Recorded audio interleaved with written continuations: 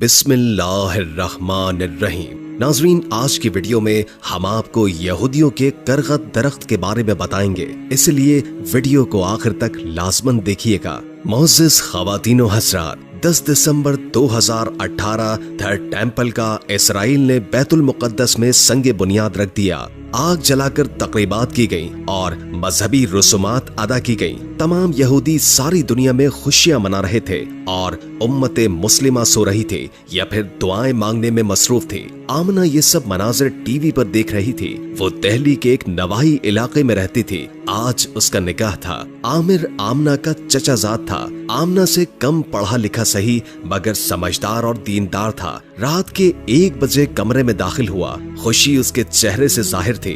वो आमना के पास आ बैठा और उसका घूंघट उठाया। काफी देर वो इधर उधर की बातें करते रहे। फिर आमिर ने पूछा, घूमने के लिए कहाँ चलोगी आमना? मैंने शादी के लिए 1 माह की छुट्टी ले रखी है। कहीं इंडिया से बाहर घूमने चलेंगे। इसराइल, आमना ने जवाब दिया। आमिर हैरान रह गया। इसराइल क्यों? उसने पूछा। मैं जानना चाहती हूँ कि उनकी कामयाबियों का राज क्या है। मैं उनको करीब से देखना चाहती हूँ। आमिर ने कहा, ठीक है, मैं इंतजाम करता हूँ। मेरी भी ख्वाहिश है इसराइलियों के राज समझने की। आमिर राजी हो गया। 17 दिसंबर 2018 को आमना और आमिर टेल अवीव के एयरपोर्ट पर उतरे। वहीं एक गाइड ने उन्हें टेल अवीव के एक होटल पर पहुंचा दिया। होटल खासा वसी और अरीज था और जगह जगह हिंदुस्तानी मौजूद थे। आमना को हिंदुस्तानी इस तादाद में इसराइल में देखकर हैरत हुई। वो शाम को सैर के लिए निकले। आमना ने खास तौर पर हिंदू लड़कियों वाला हुलिया बना लिया था ताकि वो स्कार्फ की वजह से मशकूक नजर न आए और इसराइली इससे बात करते हुए न झिझके और वो काफी ज्यादा मालूमात हासिल कर सके। इसराइल में घूमते एक बात और हैरानकुन थी। हर इसराइली ने गन रखी हुई थी, चाहे लड़कियां हो, बूढ़े हो या 10 साल से बड़ी उम्र के बच्चे, सभी हथियार बांधे हुए थे और रेस्टोरेंट, स्कूल, बाजार हर जगह आ जा रहे थे। इसके अलावा एक और बात मुशाहिदे के लायक थी। पूरे इसराइल में बड़ी तादाद में गरकत के दरख्त लगे हुए थे। यहाँ तक कि इमारतों के अंदर भी गरकत की तस्वीर लगी हुई थी। लोगों के कपड़ों तक पर गरकत की तस्वीर थी। मजहबी लिहाज से भी यहाँ यूरोपी और अमरीकी तर्ज अमल नहीं था, बल्कि सब छोटे बड़े पाबंदी से इबादत गाहों में जाते थे। ये 19 दिसंबर की एक सर्द सुबह थी। आमिर सो रहा था मगर आमना को फजर के बाद नींद नहीं आई। 7 बजे तक वो भूख से बेहाल हो गई और उसने अकेले ही होटल के डाइनिंग रूम में जाने का फैसला कर लिया। इसराइली जैसे भी हों मगर उनके रिवायती खाने इंतहाई मजेदार थे और अरबी खानों से मिलते जुलते थे। आमना जब डाइनिंग हॉल में पहुंची तो एक मेज पर चंद बूढ़े इसराइली तरस की छोटी सी टोपी पहने हुए थे और एक मेज पर अकेली लड़की बैठी कहवा पी रही थी। बाकी पूरा हॉल खाली था। आमना उस लड़की के पास गई और अंग्रेजी में बोली, क्या मैं आपके पास बैठ सकती हूँ? मैं एक इंडियन हूँ।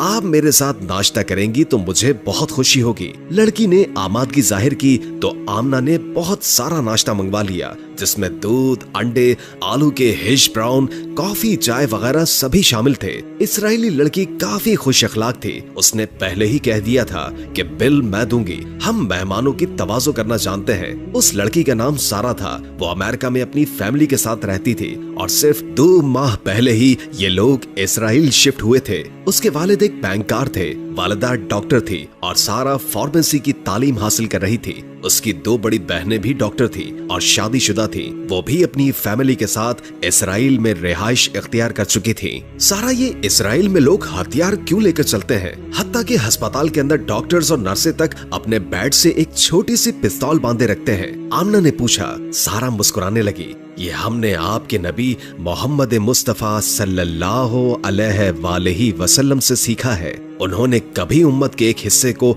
फौज के तौर पर मुख्तस नहीं किया, बल्कि तमाम उम्मत जंग के वक्त फौज बन जाती थी। हम इसराइलियों ने भी मोहम्मद सल्लल्लाहु अलैहि वसल्लम की इस हिकमत अमली को अपनाया। इसराइल की 80 लाख की आबादी में सिर्फ 1.5 लाख मुस्तकिल तौर पर रिवायती फौज है, लेकिन 70 लाख आबादी हर वक्त जंग के लिए तैयार है। इसराइल के हर शहरी को 3 साल की फौजी ट्रेनिंग लेनी पड़ती है, जिसमें वो हर किस्म के हथियार चलाना, कमांडो एक्शन, जंगी हिकमत अमली, मंसूबाबंदी और दीगर ममालिक के हालात सिखाए जाते हैं। इसलिए जब भी कोई जंग हो, हमारी 70 लाख फौज फराहम होती है, चाहे औरत हो चाहे मर्द। उसने आमना को बताया। ठीक है, आमना ने सर हिलाया। मगर हर वक्त हथियार क्यों?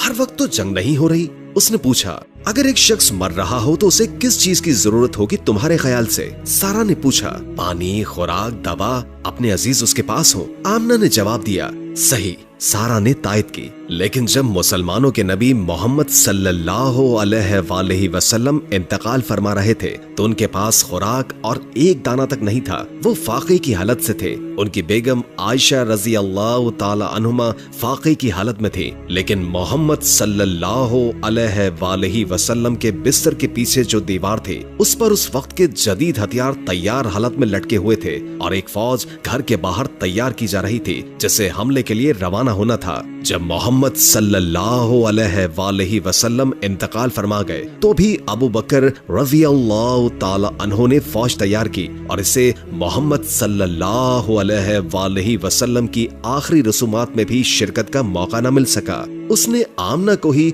आमना के नबी मोहम्मद सल्लल्लाहु अलैहि वसल्लम की सुन्नत बताई। आप लोग मेरे नबी की तालीमात पर इतनी सख्ती से अमल क्यों करते हैं? आमना ने सारा से पूछा। क्योंकि दुनिया में कामयाबी हासिल करना है तो उनकी तालीमात में वो गुर मौजूद हैं जो हमें तमाम दुनिया के ऊपर हुकूमत करने के काबिल बना सकते हैं और कोई तरीका नहीं। सारा ने कहा। आमना मुस्कुरा दी।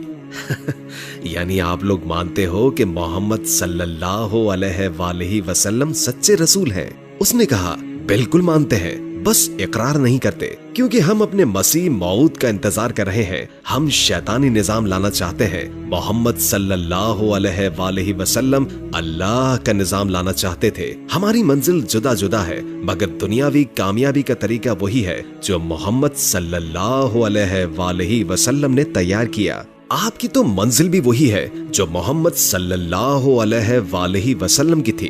तो आप लोग मोहम्मद सल्लल्लाहु अलैहि वसल्लम के तरीके और तालीमात इख्तियार क्यों नहीं करते? अंग्रेजों की नकल क्यों करते हो? सारा ने पूछा। आमना शर्मिंदा सी होकर रह गई क्योंकि हम इतने अक्लमंद नहीं जितने आप लोग हैं। अच्छा ये बताओ कि ये गरकत के दरख्त का क्या मुअम्मा है? हर तरफ गरकत के दरख्त। उसने पूछा। सारा ने क़हक़हा लगाया।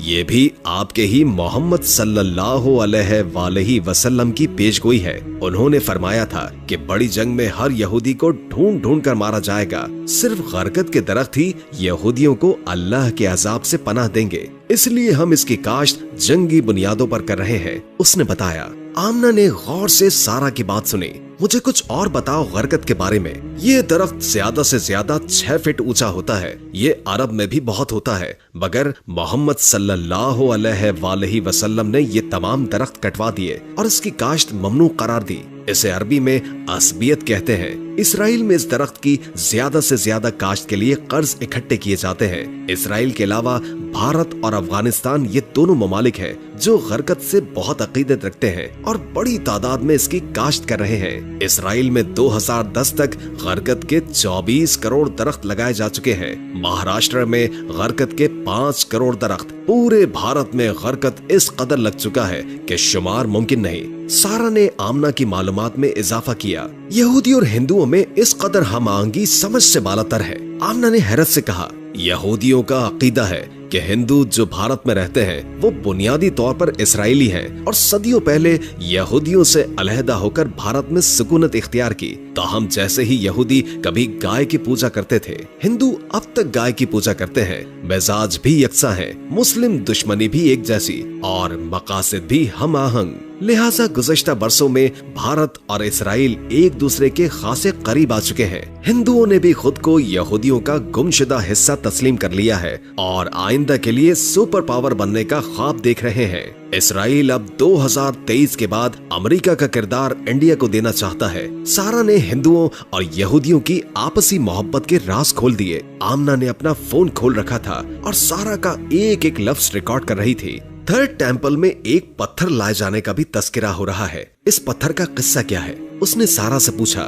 सारा ने संजीदगी से सर झुकाया और कॉफी की चुस्की ली।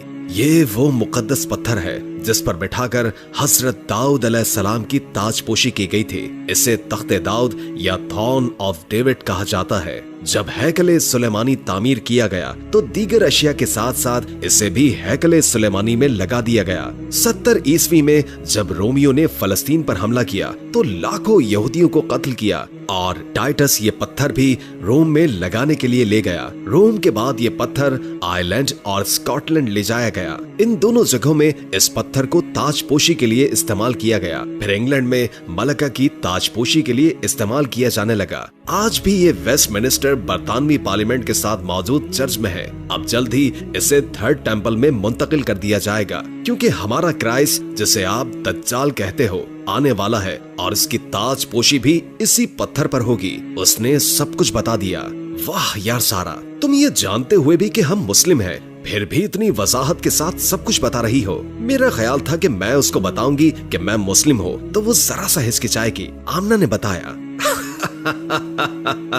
सारा ने जोरदार क़हक़हा लगाया। अगर तुम मुस्लिम हो तो हमारा क्या बिगाड़ लोगी? तुम लोग कुछ नहीं कर सकते। हमने तो ग्रेटर इजराइल का नक्शा भी 1 सदी पहले छाप दिया था, जिसमें तुम्हारा मदीना भी शामिल था। तुमने क्या कर लिया? हमने अमरीकी सिफारत खाना बैतुल मुकद्दस में बनाकर ये साबित कर दिया कि बैतुल मुकद्दस इजराइल का दारुल हुकूमत है। तुमने मस्जिदों में दुआएं करने के सिवा क्या कर लिया? उसने तहकीर से कहा। हमने पाकिस्तान बना लिया और पाकिस्तान को एटमी ताकत बना लिया, और भी बहुत कुछ होगा। आमना ने कहा, ये तुम्हारा ख्याल है। तुम्हें मालूम है कि पाकिस्तान के किस अखबार और किस न्यूज चैनल ने थर्ड टेंपल की बुनियाद बनने की खबर नहीं चलाई? उनका सारा मीडिया हमारे हाथ में है। वही खबर चलाते हैं जो हम चाहते हैं। कौम की उसी तर्ज पर तरबियत कर रहे हैं जिस तरह हम चाहते हैं। उनके बच्चों के हीरोज खालिद बिन वलीद, टीपू सुल्तान और तारिक बिन जियाद नहीं है। उनके बच्चों के हीरोज मैसी, टॉम क्रूज और बिल गेट्स हैं। इनमें से कोई भी मोहम्मद बिन कासिम बनकर तुम हिंदुस्तानी मुसलमानों की मदद को नहीं आएगा। पाकिस्तानी तो अपने घटिया सियासतदानों के पीछे लगकर एक दूसरे को गालियां देते हैं, एक दूसरे के खून के प्यासे हैं। सारा ने कड़वी हकीकत बयान की। आमना ने इंतहाई नफरत के साथ सारा को देखा। होश में आओ, भूल गई 1966 में पाकिस्तान ने इजराइल का क्या हाशिर किया था? क्या भूल गई कि अमेरिका को बेवकूफ बनाकर कैसे जियाउल हक ने अमेरिका के खर्चे पर अपने दुश्मन रशिया के कदम पाकिस्तान में दाखिल होने से रोके थे? कैसे उसने तुम लोगों को अंधा बनाकर एटम बॉम्ब तैयार किया था? तुम तो एक ISI का मुकाबला भी नहीं कर सकते। उसने खरी खरी सुना दी। सारा ने एक बार फिर जोरदार क़हक़हा लगाया। मैं नहीं भूली, तुम भूल गई हो। हमने जियाउल हक का क्या हशर किया था। आज पूरे पाकिस्तान में उसका कोई नाम लेवा नहीं, उसको नफरत का निशान बना दिया गया। आज तुम्हारे सारे लीडर हमारे इशारों पर काम करते हैं। शराब को हलाल करार दिया जा रहा है। यहूदियों को असेंबली के फ्लोर पर अल्लाह की महबूब कौम करार दिया जा रहा है। उसने कहा, ठीक है। सारा ने अपना चेहरा टिश्यू से साफ किया। हमारे पास अभी मुखलिस और बातदबीर क़यादत नहीं है, मगर जब तुम मेरे रसूल की अहादीस पर इतना यकीन रखती हो तो जरा हजरत मेहदी अलैहिस्सलाम, हजरत ईसा अलैहिस्सलाम की वापसी, ग़ज़वा हिंद और दुनिया पर इस्लाम के गलबे के बारे में अहादीस पढ़ लेना।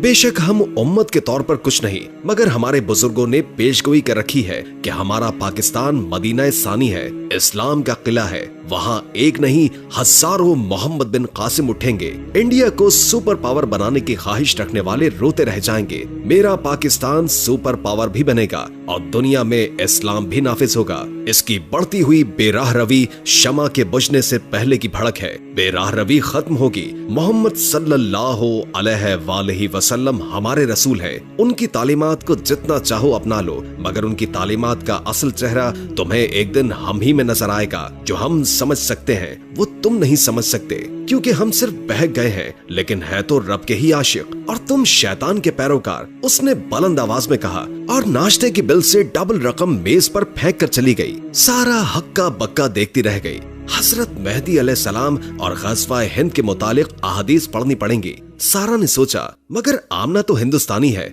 और ये मेरा पाकिस्तान क्यों कह रही थी? वो सोचती ही रह गई।